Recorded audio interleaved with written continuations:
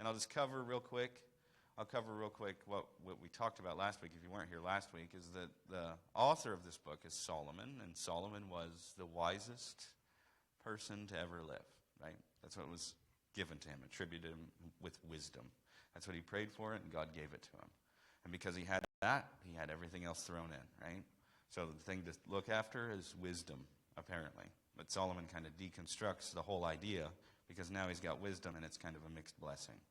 So in the first chapter, he opens with a poem, and he writes about how everything is smoke, vanity, or meaninglessness is how it's translated. And like every translation of word for word, you'll get, it's never exact or precise. But to get an exact, or more exact, I think, and more precise idea is every time the author says, in your translation, vanity or meaningless, he's talking about smoke.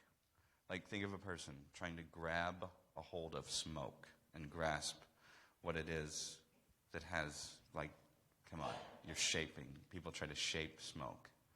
The value of it is almost nothing. It has no substance whatsoever. Think of smoke like that. I feel like I'm really loud, so I keep dropping the mic. The guy in the box back there is signaling me. So can everybody hear me? Can you hear me now?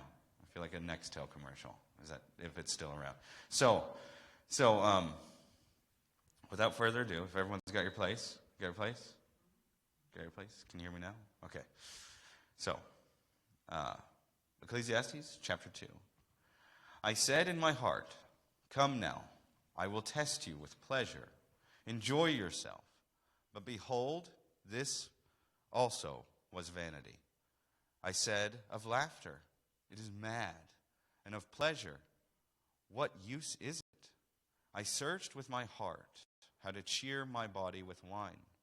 My heart still guided me with wisdom, and how to lay hold on folly, till I see what was good for the children of man to do under heaven during the few days of their life. I made great works. I built houses and planted vineyards for myself. I made myself gardens and parks and planted in them all kinds of fruit trees. I made myself pools from which to water the forest of growing trees. I bought male and female slaves and had slaves who were born in them, in my house. I also had great possessions of herds and flocks, more than any who had been before me in Jerusalem. I also gathered for myself silver and gold and the treasure of kings and provinces. I got singers, both men and women, and many concubines, the delight of the sons of man. So I became great and surpassed all who were before me in Jerusalem. Also my wisdom remained with me, and whatever my eyes desired, I did not keep from them. I kept my heart from no pleasure, for my heart found pleasure in all my toil. And this was my reward for all my toil. Then I considered all that my hands had done, the toil I had expended in doing it. And behold, all was vanity and striving after the wind, and there was nothing to be gained under the sun. So I turned to consider wisdom and madness and folly. For what can the man do who comes after the king? Only what has already been done. Then I saw that there was more in wisdom than in folly, as there is more gain in light than in darkness. The wise person has his eyes in his head, but the fool walks in darkness. And yet I perceived that the same event happens to all of them. Then I said in my heart, what happens to the fool will happen also to me. Why then have I been so very wise? And I said in my heart that this is also vanity. For the wise, as of the fool, there is no enduring remembrance, seeing that in the days to come all will have been long forgotten. How the wise dies just like the fool. So I hated life because of what is done under the sun. was so grievous to me. For all is vanity and striving after the wind. I hated all my toil, in which I toil under the sun, seeing that I must leave it to the man who will come after me. And who knows whether he will be wise or a fool? Yet he will be master for all which I have toiled, and used my wisdom under the sun. This is also vanity. So I turned about and gave my heart up to despair over all the toil of my labors under the sun, because sometimes a person who has toiled with wisdom and knowledge and skill must leave everything to be enjoyed by someone who did not toil for it. This also is vanity and a great evil. What has a man from all the toil and striving of heart with which he toils beneath the sun? For all his days are full of sorrow, and his work is vexation. Even in the night his heart does not rest. This is also vanity. There is nothing better for a person than that he should eat and drink and find enjoyment in his toil. This also I saw is from the hand of God. For apart from him, who can eat or have enjoyment? For to the one who pleases him, God has given wisdom and knowledge and joy. But to the sinner he has given the business of gathering and collecting, only to give to the one who pleases God. This is also vanity and striving after the wind. Wow, heavy stuff, huh? Okay, so if you notice, real quick, if you just look at your text real quick, before I go back to verse 1 here, just look at it 10,000 feet away. Do you notice any parts where the text changes to a poem, poetic form?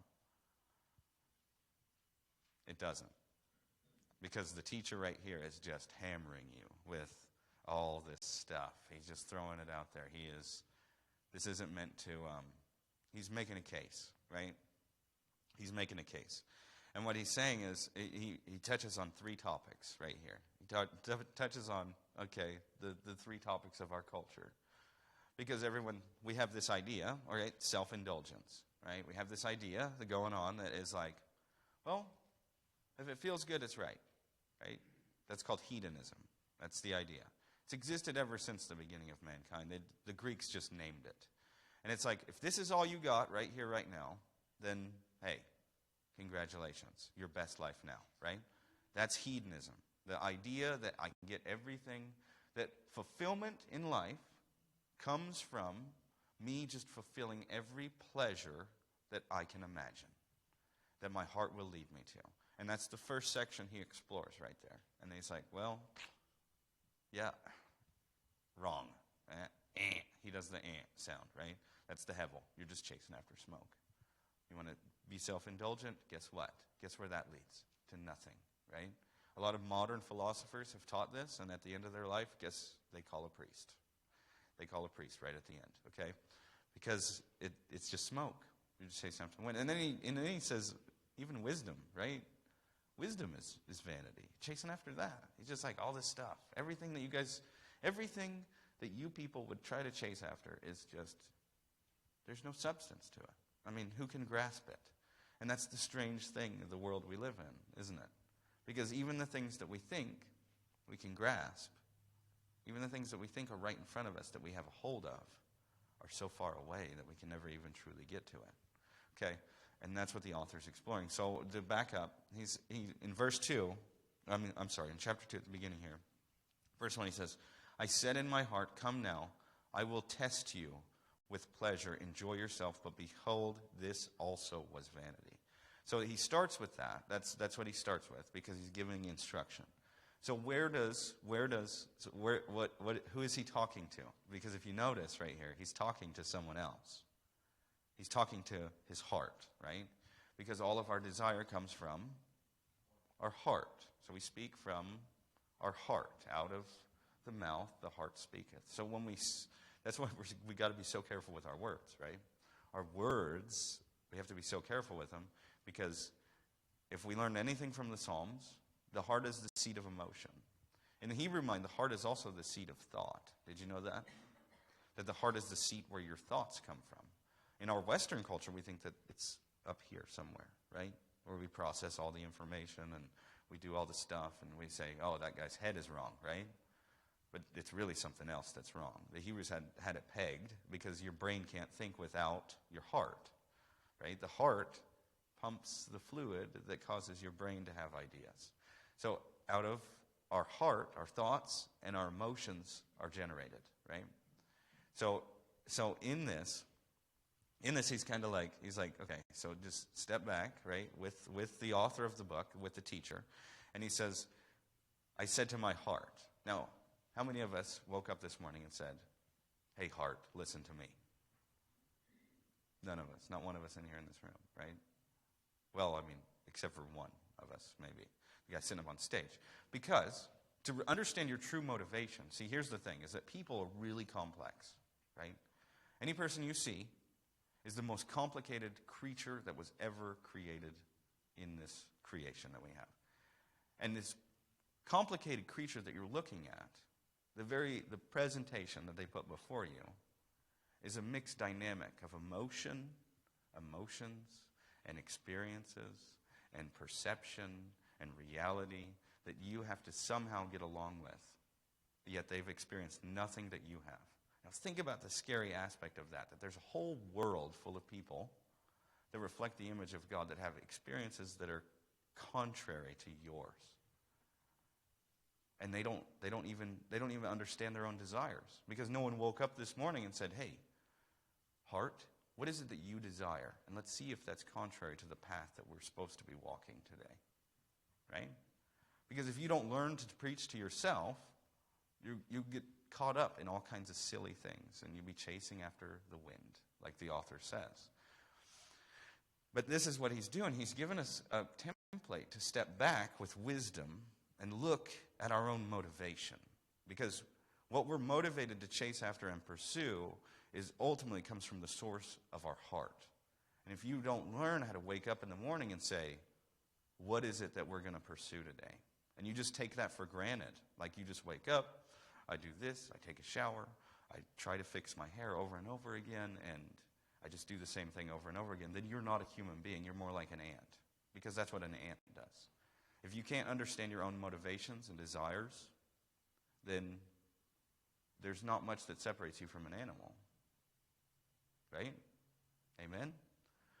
Because that's what we have to do. We have to cultivate that in ourselves. That's what the Psalms force us to do. If you look through the Psalms, and we've been studying quite a bit, you look through the Psalms, the psalmist is always kind of talking to himself through the perspective of God. He's speaking to himself, preaching to himself. The moment he turns and he puts down his humanity, in every psalm of lament, you'll see, there's a part where he's like, look at, and I'll just paraphrase, because you could lay this over almost every psalm. That's a psalm of lament, which is 80% of them.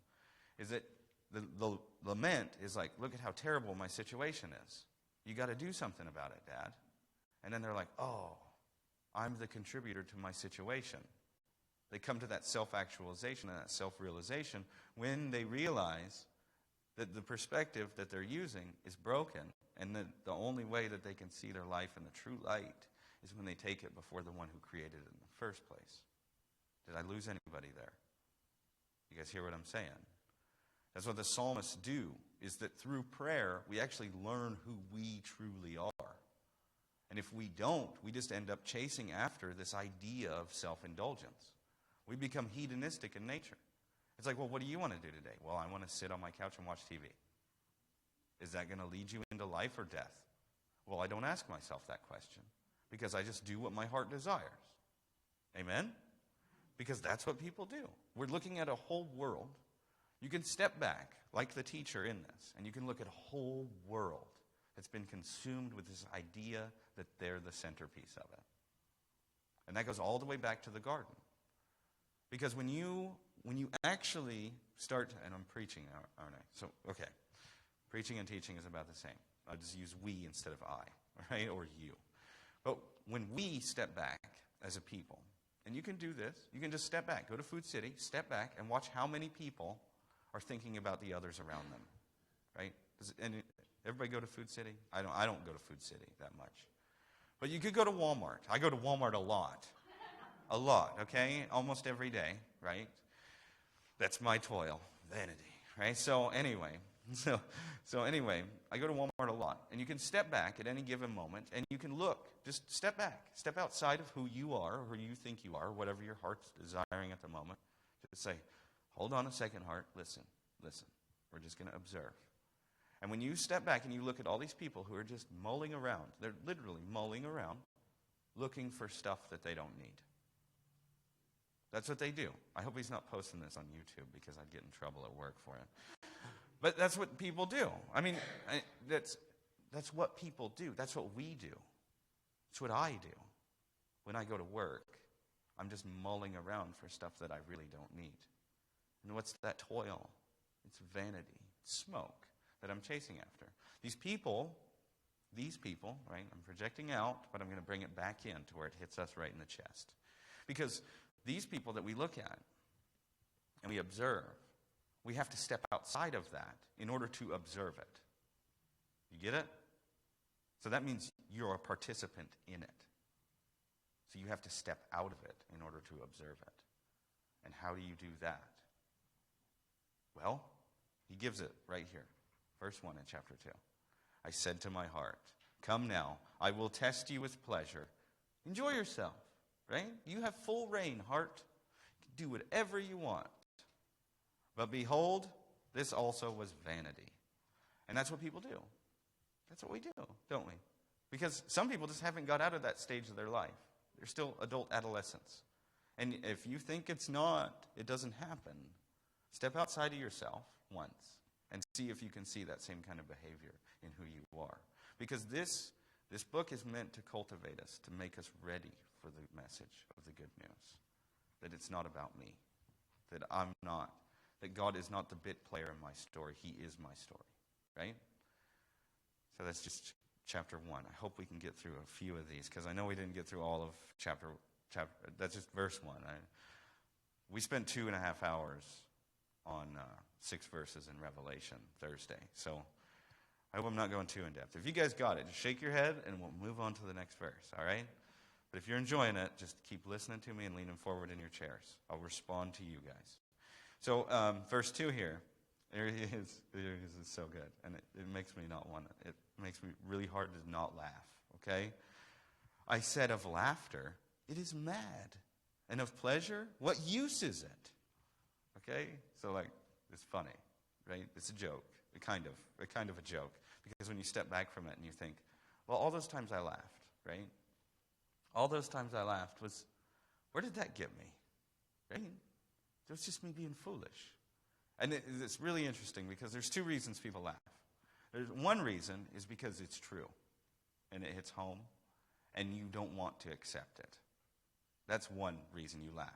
Is because when you see it true, and I'll give an example. It's just 2 verses and I'm 20 minutes in. I'm good. I'm trying really hard to get through it. So when you see someone, you laugh because you don't want to accept that you're seeing a reflection of yourself in that person, right?